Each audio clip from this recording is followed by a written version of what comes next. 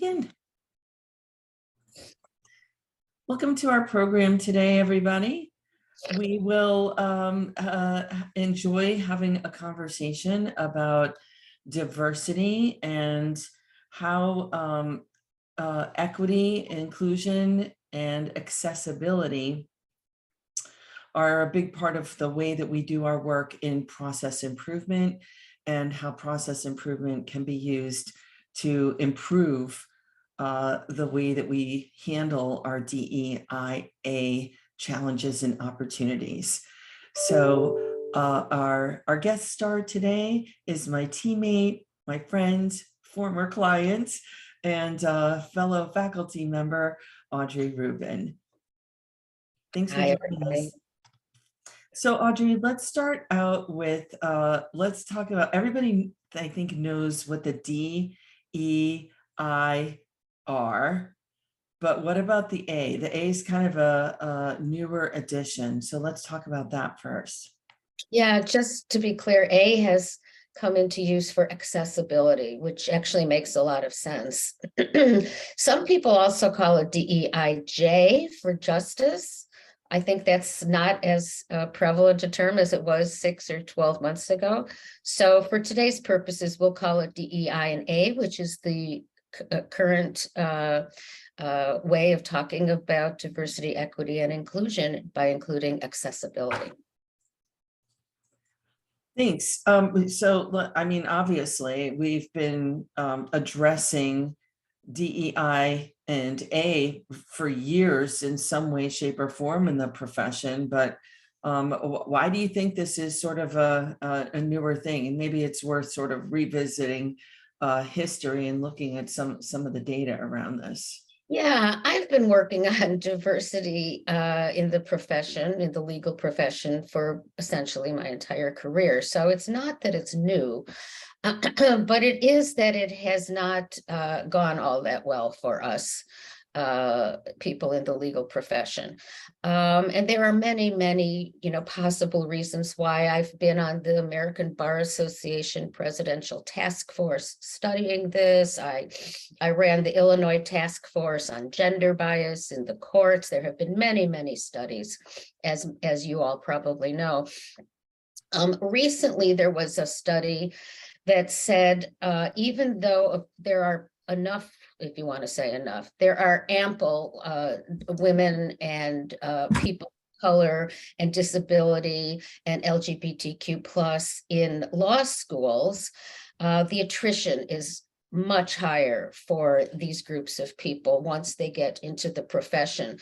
Usually in the law firm profession, the law firm aspect of it. So the most recent data I have is that attrition from law firms is 11% higher for women and 33% higher for other minorities when we get out into the practice. The interesting thing about this is, by the way, many assume it's because, associates don't want to work, bill 22,000 hours and, all this, but it's actually turning out to be that while associates do leave, actually senior associates and junior partners leave more. And the theory, not really proven yet, is that it's because once people are in the 6 to 8 to 9 to 10 year range, they want to start having families and they want to have a life. And are you suggesting that the law firm setup is not ideal for? Yeah, and being a partner in a law firm, a lot of people want to wait until they get there, and then they get there and they say, I don't like this. And absolutely.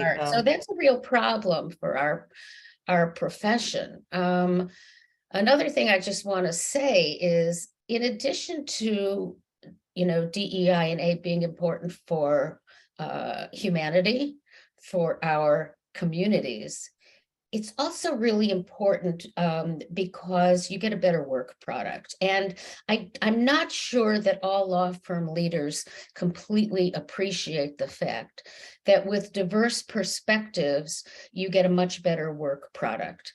rather than doing it the way, you've always done it, or looking at a problem the way you've always looked at it. So it's critical to have this diversity in our profession. As you know, clients are demanding it. Some clients are even pulling work away or penalizing their law firms for not having adequate diversity. Catherine, do we want to send out a little poll on that? Sure. We wanted your experience. Yeah, we're wondering, and this could be formally or informally. So formally might be in the in your RFPs, your RFIs. It could be strong suggestions, that type of thing. Audrey and I have both been on the corporate side of the house, and a lot of times the things that we would suggest to a firm or offer to the firm were not necessarily treated with the degree of seriousness that we might have expected. So okay, people are saying no, not so far. So Oh, that's good. Good for yeah. you, but you might. Yeah, thank you.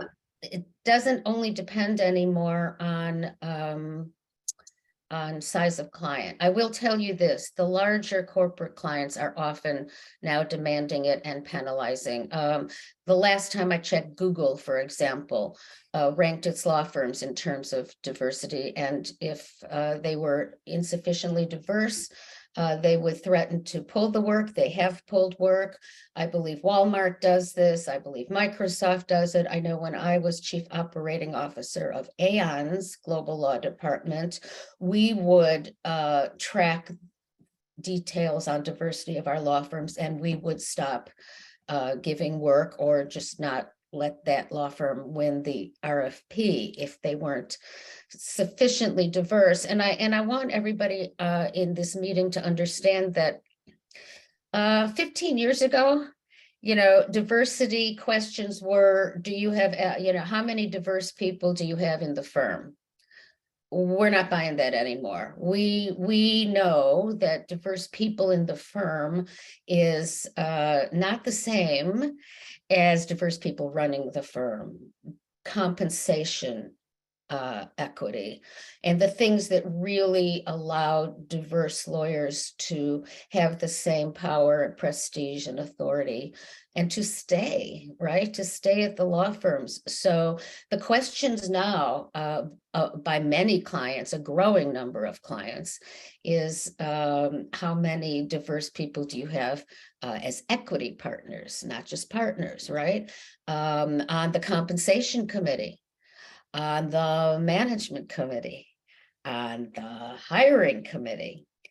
And many clients are now wanting their law firms to have sufficient diversity on their own work, which means if you only have a few diverse lawyers, they can't work on every client's matters. It's impossible. So the firms run the risk of losing clients in that way as well. Catherine, did you want to add anything?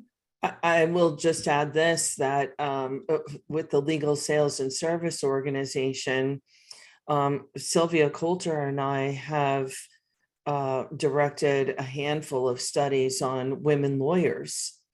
And we heard that same refrain repeated in all of the studies, that the diverse women who participated routinely would give us feedback that they were sort of included in the client pitch team and the initial approach, but they just felt incredibly stretched, and they weren't necessarily rewarded, compensated for their participation in helping the firm acquire a new client or acquire new business from an existing client. So, it does, these are my words, not theirs, but I can imagine it would make one feel a little bit dirty, kind of used, and not really all in with the firm. So, we know that with generational differences and everything now, coupled with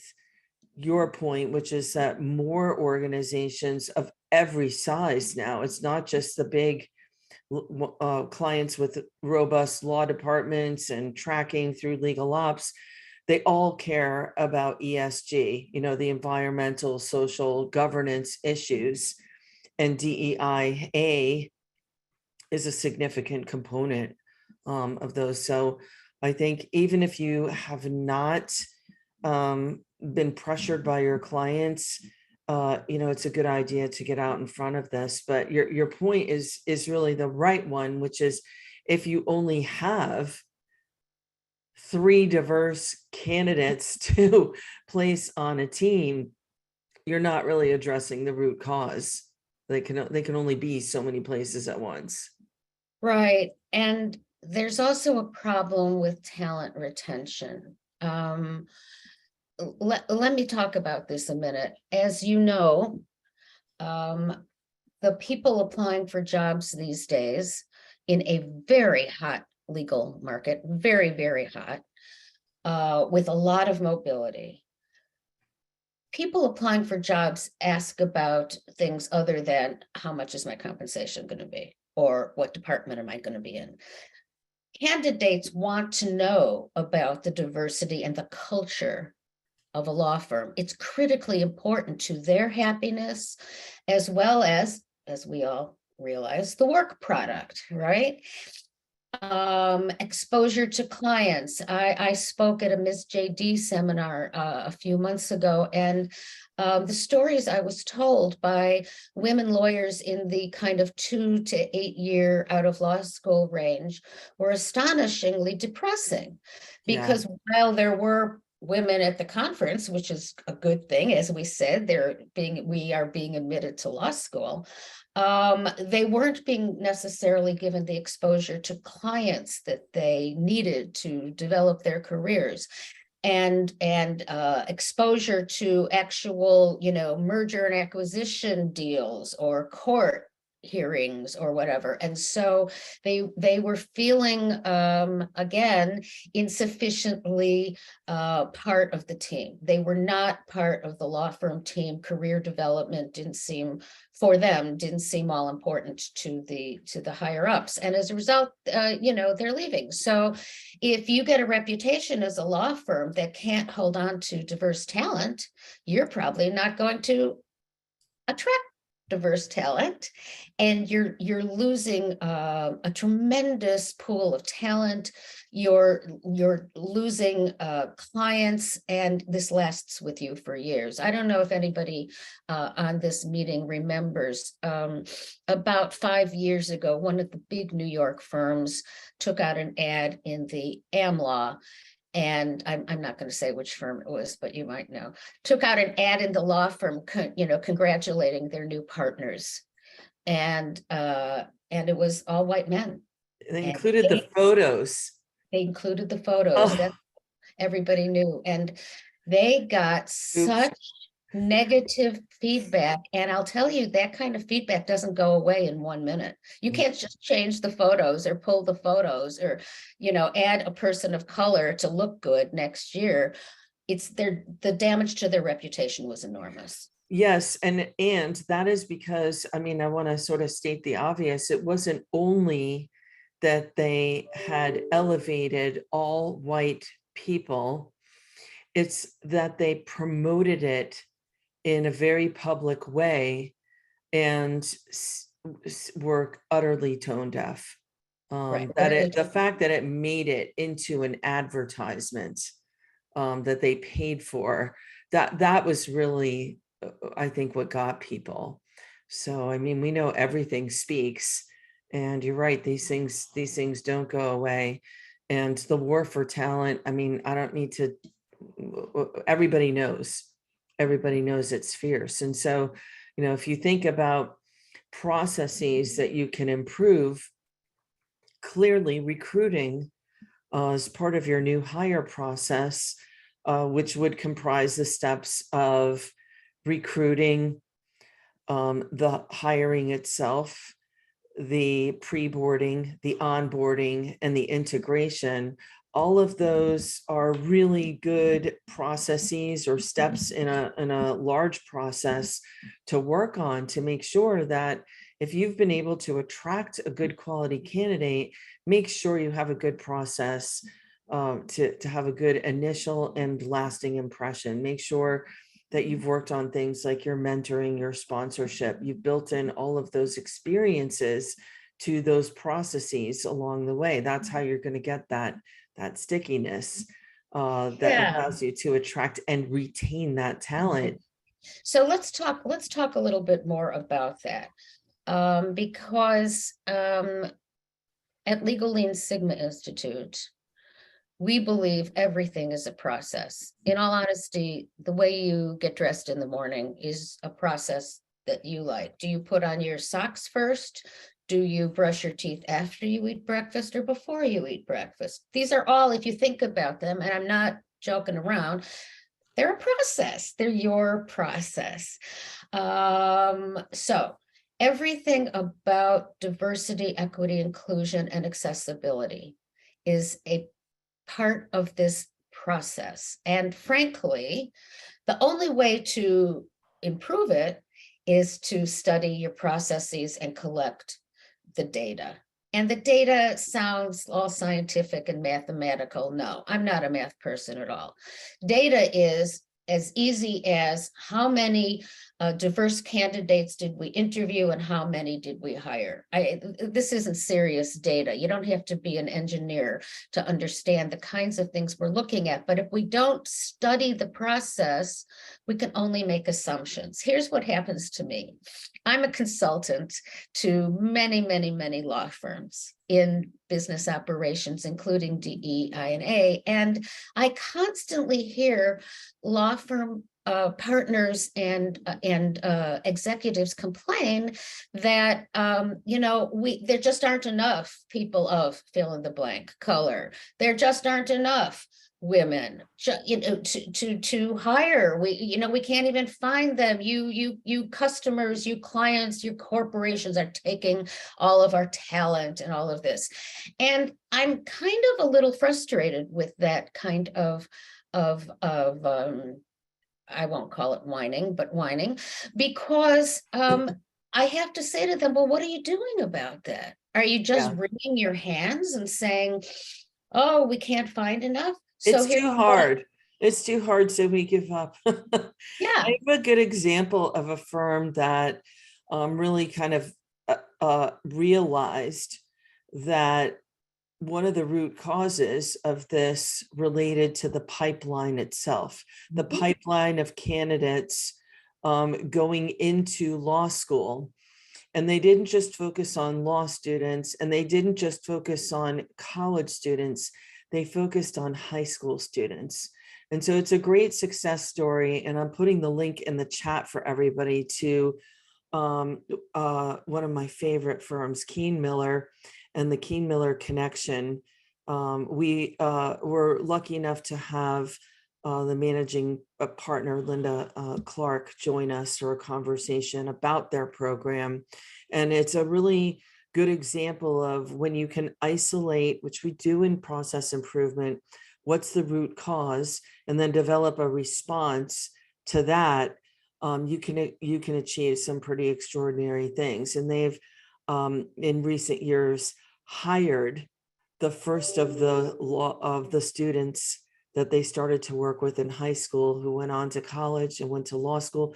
These are people that didn't even know much about the law, never mind what a lawyer does or what a law firm is all about. They hadn't had any exposure to that. And so I think it's a really good example of the kinds of things that firms can do. So if you're looking to give your firm a case of the Me Too's, you can show them, here's a model that's been, by all accounts, extraordinarily successful. Yeah, and this is kind of our point about process improvement and studying the process. There are so many aspects to the DEIA in your law firm process. So the pipeline is one of them. How about analyzing feedback for diverse talent? That's a process. What assignments do you give people? How do you train them? How do you give them feedback? Is it an annual review that takes 10 minutes? In which case people lose interest. They don't even remember what they did 11 months ago. They can't really learn from that. That is a process to be understood and managed. Having a diversity committee is great. I highly recommend them, but that doesn't solve the problem, right? That's just a nice way to share concerns and so forth. But then you have to really implement and understand what's behind this. For example, I have a law firm client that was complaining about losing talent, diverse talent. And I said to them, well, when was the last time, you studied your process so that we can improve it? Well, we don't need to study it. We know, we go to Harvard, Yale, Harvard, Yale, Northwestern, and UCLA to hire, and we hire them, but then they leave. And how about that? How about that? If you only go to 4 schools, which a lot of other law firms are going to, I think you can expect to not be able to hire all of the talent you need. Well, so I said to them, well, why don't you try some other law schools that might have a more diverse populations? Oh, because we just don't do that. We just like to stay with the firms, the law schools that we know. So this is an example of, let's study it. Let's figure out how we can improve this. Let's study the compensation of people. Are you billing out women and people of color at the same rate that you're billing out others? Are you collecting on their services at the same rate as you're collecting on others? The realization, if not, why not? I did coach a woman lawyer recently who was upset, understandably, because after asking, because of the coaching, she didn't even really know she could ask or should ask, but after she asked, she found out that a lot of her time was being written off because the partner who was giving her the work, the white male partner who was giving her the work, didn't think the client would pay for all of it and didn't want to write off his own time. Now, at the end of the year, she didn't realize that that's what she's going to be evaluated on when it comes to compensation and moving up into partnership and so on and so forth. So again, all of this can be measured, studied, and improved, and it makes a huge difference. When I was with Aon, what we did in our law department was, after studying the situation, we decided that every final team of candidates had to be X% diverse. And diversity means different things in different parts of the world. For America, I'm going to assume most of you are in the US. The final pool had to have at least 33.33% diverse candidates, right? 1/3 had to be diverse. And people kind of were like, well, how do we know they're diverse? And isn't this discriminatory? No, it's not discriminatory. At the end of the day, you pick the best candidates, but we wanted to be sure that diverse candidates were getting equal focus, right? And there are ways to do this. There are ways to kind of massage the resumes as they go through the process to remove certain indicia that might generate unconscious bias. There are all sorts of things to do, but you have to study them and improve the process. Catherine? Let's ask people in attendance, launch another poll about the processes that you think are most important to improve, or that your firm might be interested in improving or actively improving. It's a multiple choice, so you can pick all the processes.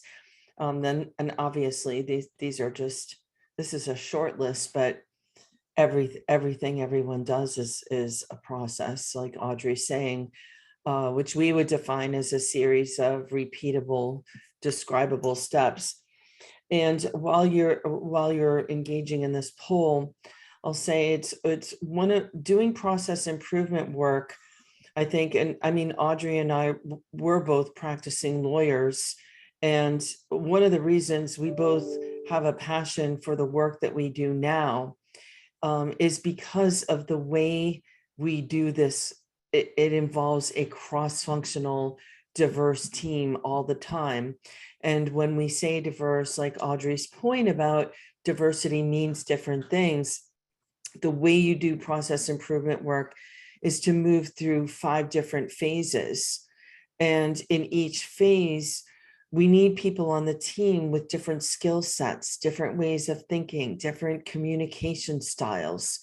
Now, of course, I'm sure everybody is aware there's more attention to neurodiversity.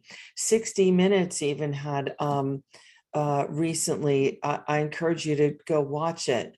Anderson Cooper did a really interesting segment on that involved working with people on the spectrum, people who are diagnosed as autistic, and their unique skills, how they could take highly repetitive tasks that involved abilities to do things like assemble 3-dimensional puzzle pieces. They could do it in lightning speed, and he tried to do it. Anderson Cooper tried to do it. He couldn't do it. He couldn't do it. So, we're looking for different kinds of diversity. So interesting. Hiring process, staffing and assignment of matters, performance reviews, mentoring and sponsorships, training and coaching. And I think this one, it relates to your last point, Audrey, exposure to business development opportunities. And thank you for taking that poll, everyone. It's very interesting now. We're seeing more marketing, business development, and professional development people collaborate and come together and talk about how do we combine bringing people along that continuum and develop those attendant skills that will allow them to be successful. And part of that is just giving them opportunities to begin with. And Audrey's point about tracking those, measuring those, it's vitally important. And it gives you something that you can report internally as well as externally to the clients, even before they ask for it, which is ideal. Yeah, let's talk about that a minute, and the cross-functional teams. As Catherine said, process improvement insists on cross-functional teams because you get people from different backgrounds, experiences, departments. If you have a cross-functional team looking at, as an example, the hiring process at your law firm, presumably you're going to have a partner or two from the hiring committee. You might have somebody that goes out to the law schools. You might have a head of recruiting or HR. These are people who don't always sit together and study and solve a problem together. They rarely do. They give reports, but they rarely actually study what is happening with the things that they're doing and touching. You might even include somebody who sits at the front desk and welcomes candidates. I know that once I interviewed for a job, and when I got to the entranceway of this firm, it was 9 a.m, and a lot of people, professionals, were walking in, and nobody said hello to the receptionist. That told me something about the culture of the firm. Can you imagine if they had actually studied that or paid attention or even talked to the candidates, whether we got the job or not afterwards? What were your impressions? Understand what's going on in a hot market and why candidates are or are not coming to you. Understand why people are leaving. And I know a lot of firms do exit interviews, but then what is done with those exit interviews? How is the information shared? How do people learn or get out of bad habits that they don't even know they have? I'm not, there's no ill intent here. But I mean, you brought up bias, and so even the questions that are asked in an exit interview are not the same as doing things like journey mapping and putting yourself in the shoes of the person that's going through a process and all those experiential touch points. We call them moments of truth, these opportunities to make an impression, whether good or bad, on a client or customer. And I mean, that's such a profound example that no one spoke to the person that I always call the director of first and lasting impressions. It's really important. But firms that will routinely use the term non-lawyer, which is, my number one soapbox item and has been for years. I keep saying, stop the nonsense. Let's, because one of the Lean Sigma principles that is so vital, I mean, they're all critical, but it's this idea of aligning and empowering employees. And so you don't align and empower anybody by referring to them by what they're not. So this way to engage people is reflected in the way that we handle these processes, and also the way that we do our work in improving them. So many opportunities. Yes, and I will say, as a client, big or small, because I've been both. I'm a client now. I'm a Yeah. small business client, Right. But probably the worst thing a law firm can do is walk out a token person of diversity. That's the worst thing you can do. I will tell you right now, I have refused to hire law firms who have pitched business to me when they trotted out somebody and then really didn't let fill in the blank, her, him, whoever, talk or actually participate in the meeting. Compare that to a law firm that comes to pitch business and says, look, we don't have enough fill in the blank people of color, as an example, but we are working on it. And we don't just have a diversity committee, which is, as I said, it's a nice thing to have, but it's like a charm on a bracelet. It's not it's not where it's going to make that much of a difference. But here's what we're doing, client. We have engaged in process improvement studies, and we have realized that we are now going to focus on fill in the blank. And we will give you, client, a report every 6 months or every 12 months as to how this is going. Wow. Wouldn't that be impressive to a client? Wouldn't that, I'd be so impressed that you are taking on this problem and you realize it's a problem and you're taking it on in a scientific way. You'd get my business just because of that. I'd say, how can I help? And again, there are so many processes that we can take a look at. We can look at even the mentoring and sponsorship processes. By the way, mentoring and sponsorship is not the same thing.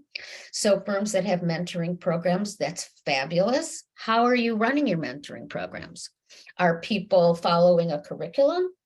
How's it going? And where does sponsorship fit in? Sponsorship, by the way, is different from mentoring in the sense that sponsorship is helping people shine.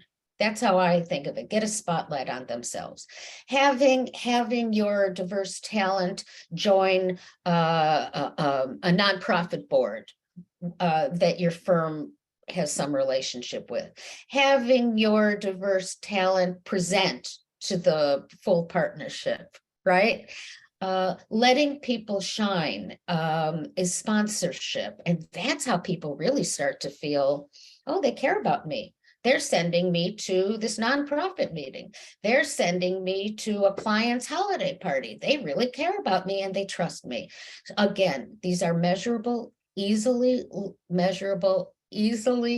discussed things, but they don't happen unless you really do think about them. I mean, I don't know about you, but if I didn't really think about, oh, I better work out today, you think I would just naturally do it? No, I personally would not. You have to kind of make it something to focus on and track in a way so that it improves. Yeah, I think, it's like any relationship. If you know that you're the one that's investing more, you might be willing to do that for a little while, but ultimately you want to see the other side making an investment in you. So there's a real awareness of the kinds of resources that are being allocated, the kinds of conversations that we're having. Are we open? Are we transparent? Or do we still speak about these things in hushed tones, behind closed doors? It makes a difference. And that takes us back to culture, right? And how important that is. And so this is why we are such strong advocates for building a culture of continuous improvement, because it allows you to have all sorts of what if kinds of conversations. If you hear how might we kinds of dialogue, that firm has had some kind of training and process improvement, design thinking, project management, because they're not afraid to raise, why do we do it that way? Help me understand why, and how do we get to this point? Looking at how we're currently doing our work, being willing to spend a half a day or even a full day inside the firm, or better yet, with clients, mapping out processes and having some open conversations, honest conversations about what's going well and what can be improved. And that's what we teach. Audrey, I wonder if you might talk a little bit about the experience that you had when we were developing the legal workout. You picked 4 different processes to work on. You picked 4 different, not only cross-functional and diverse teams, but also cross-organizational teams. Why did you do that?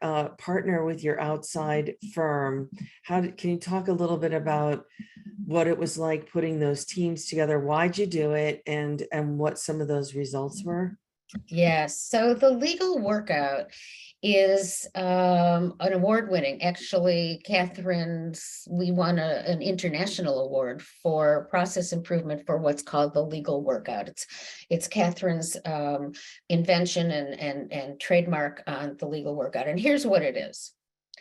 Instead of going to school and learning about process improvement, which is a great thing to do, we figured that a lot of the lawyers and partners would say they didn't really have the time. A lot of them didn't feel the need, whatever, to do that. So instead, we took real problems, not ones in a textbook, not case studies. We took real problems and tried to figure out how to improve them. Now, in doing so, we realized that, first of all, we totally needed the cross-functional teams. So here's an example. We didn't only need the lawyers who were handling the discovery, right? We also needed the tech people that were going through everybody's phones and laptops to produce documents. We needed the paralegals who were compiling all of this to see how they were compiling it, what they were seeing, were they seeing duplicates, etc. We needed the lawyers who were handling the responses to the subpoenas. And we needed people who understood the kind of discovery that was typically involved. So we got together the law firm handling some of our subpoenas with the client. In this case, I was the client, and our team handling some of the subpoenas.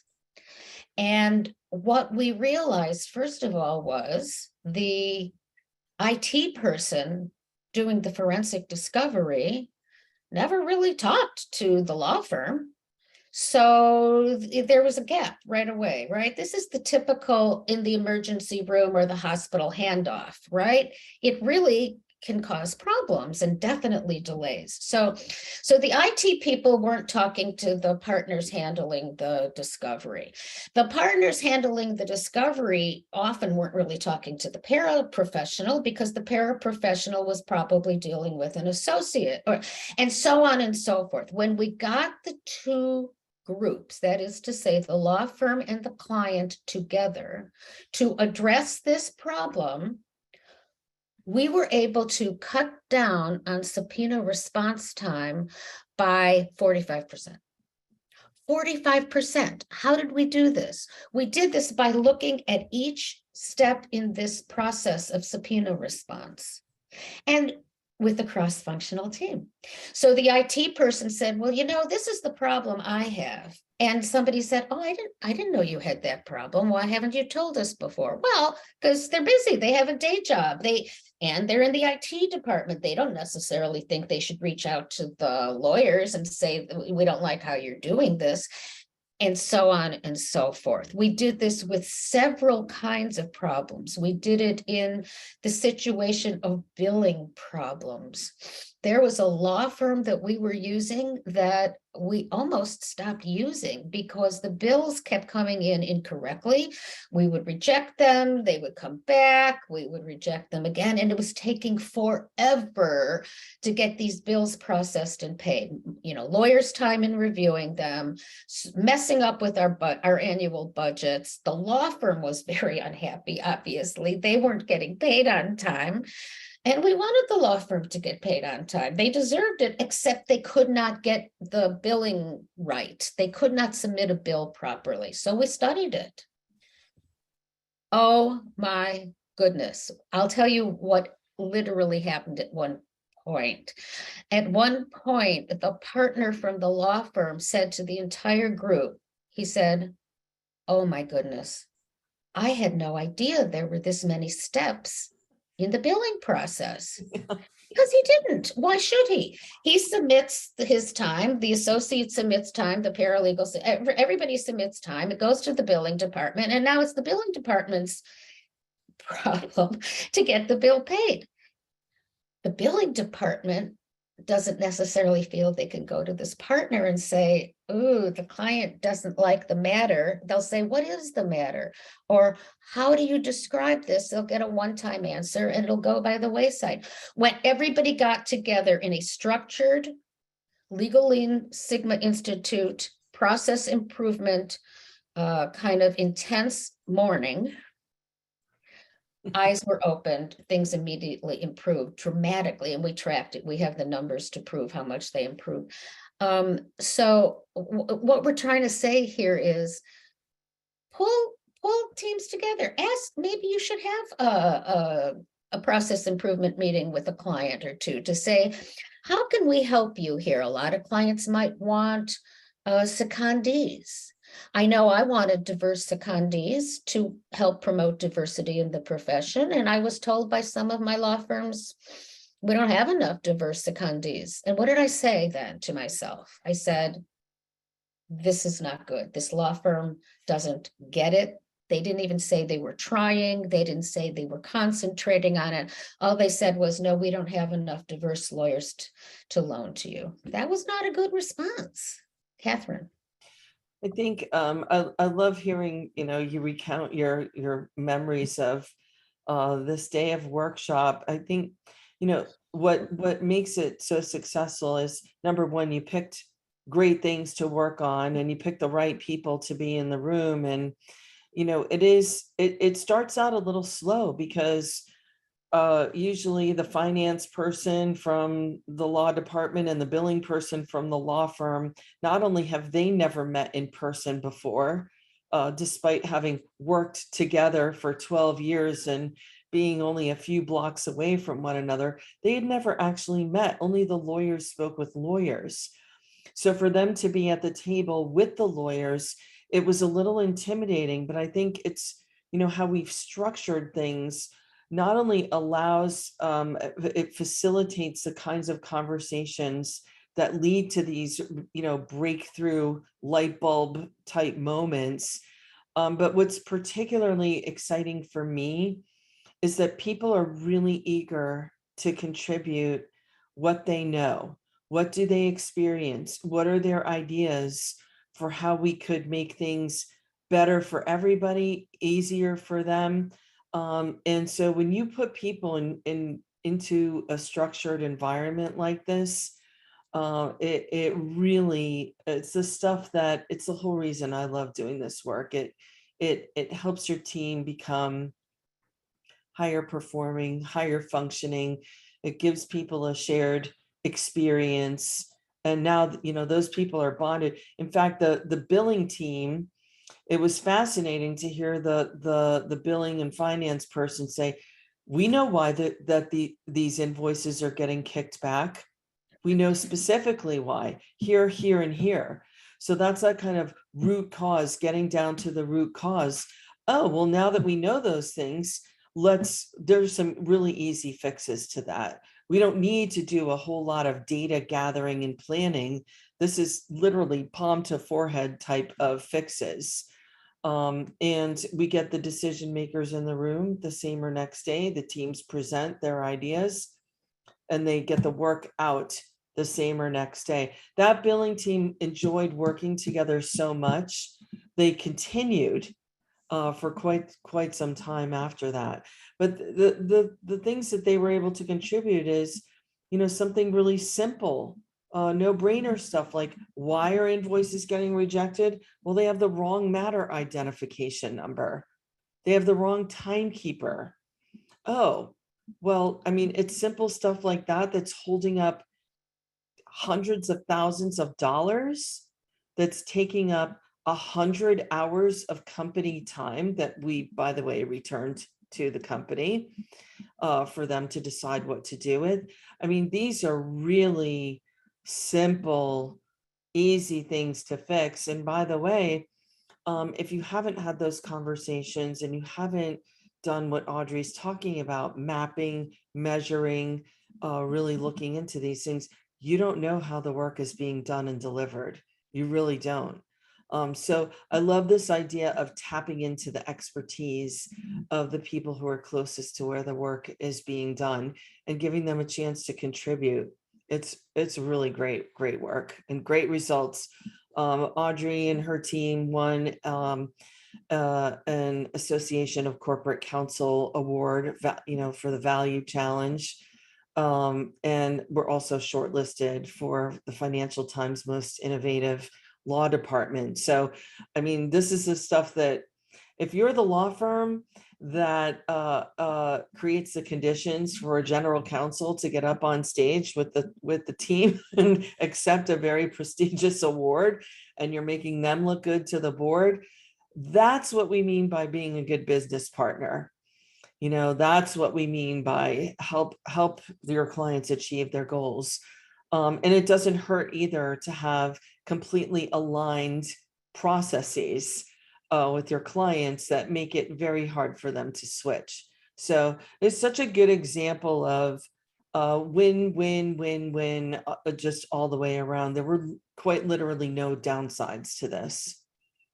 Great return on a pretty small investment of time, about a day, 2 days of workshop time, a little bit of work in between. They were able to achieve some extraordinary results. But it's because, as Audrey's saying, we could tap into that diversity of experience, diversity of communication style, all of these things, and being so thoughtful about who was participating, who sat around the table together. A really successful project.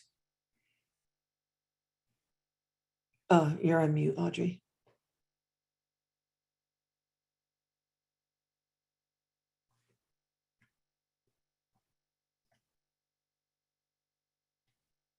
Thank you. There you go. Technology, right? I'll tell you this also, for the law firms in attendance, when the law firms joined together with us on a legal workout, we got to know them in a way that we otherwise didn't, we, the client. And the law firms got to know us in a way that they otherwise didn't. And as a result of the progress we made in one day, actually 1 day, plus we came back for a half a day report out, we were cemented with those law firms for a number of years. We were so appreciative of this coming together to improve things, that we just were married to each other for a couple of years. So if you want to look for a great business development tool that is award-winning, that produces better profits for everybody, improved budgets, improved retention of talent. Again, here we have a situation where talent from various backgrounds and various positions come together to work together as a team. Isn't that kind of what it's all about? And if any of my law firms as a client came to me and said, we're doing this, I'd be with that law firm for a very long time. This is really, really sticky. And it helps the talent feel important. Like they have a say, they can help solve problems. It's not just coming from the top. It's a holistic problem solving program. One other thing that you might find interesting, when the clients who were not the lawyers, okay, so if you have clients who are business people, MBAs, engineers, architects, it doesn't matter. When they heard their lawyers were doing process improvement, they were agog and delirious. One of them, I literally will never forget this. We asked this person to help us with a fact in some process that we were looking at. And this business person said, wait a minute, the lawyers are doing process improvement? It was literally like they finally felt the lawyers were with them rather than, archaic, the Department of No. It was incredibly rewarding to hear the business person say, oh my gosh, I'm so impressed my lawyers are doing this. Process improvement. Wow. It's because it's tried and true, and it really does work. And every client wants to be represented by people who speak the language of business, and that language, is process improvement. So, the way that we do our work is not only done with diverse teams and the work that we do on processes related to diversity. There are so many tools, methodologies, lines of questions, things like process mapping, all that sort of stuff that we can use to set our goals in DEIA, to do some benchmarking, to determine what's the current state, how are we doing in, how capable are our processes of delivering what's required of them, and what does it take to operate those things? What are the outputs of those processes? We might have a great idea about recruiting, but if it's not actually, and everybody loves it, but if it's not actually producing the intended outcome, obviously we want to improve in those areas. And these are things that there's not a binary choice as to whether it will benefit the firm or the client. All of these things should be, C, both A and B. It should be good for everybody, the client, the firm, and, the people. We always start with people. So we've been talking quite a bit about process here, but the reality is people are the best place to start. And I know it's right over my shoulder. We do our work in this sequence. It's people, process, and then platform. And so focusing on the people part of the equation is just so fundamental to the way that we do our work. So Audrey, any final thoughts as we wrap up for today about using process improvement, project management to set and achieve our DEIA goals? Well, as the audience can probably tell, the participants, I'm thoroughly excited by all of this. I did not grow up in process improvement or project management as Catherine did.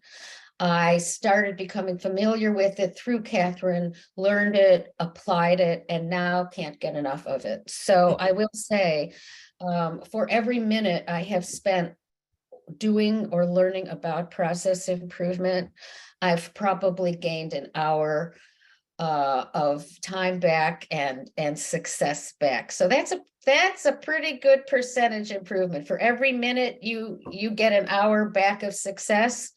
I wholeheartedly have endorsed it and love it.